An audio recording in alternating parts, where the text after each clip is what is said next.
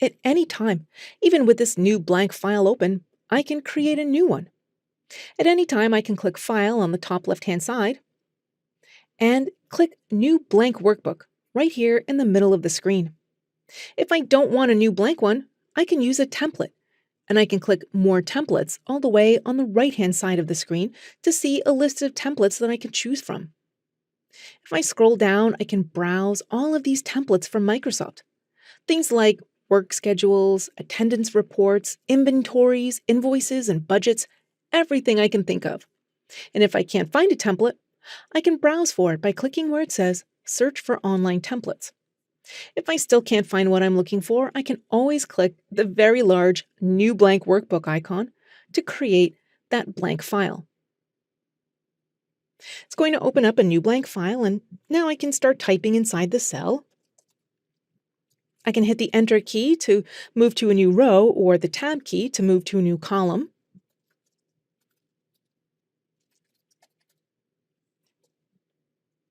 When I'm ready to save it, I'll click File one more time and Save As.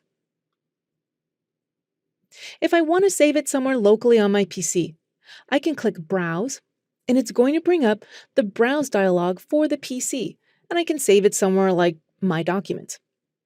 However, I'm currently logged into an Office 365 account. So I see I have my OneDrive account here, so I'm going to select that. I'll click a file inside OneDrive, such as Documents. And now I'll be prompted to give my file a name. I'll call this one About Us and click the Save button. It's going to save my file, and it's going to bring me back to it so I can continue working. At any time, I can open a file by going back to the File menu and clicking Open. If it's a file that I've accessed recently, it's going to be right here in the middle of the screen in the Home tab. I can click on it and start working on it.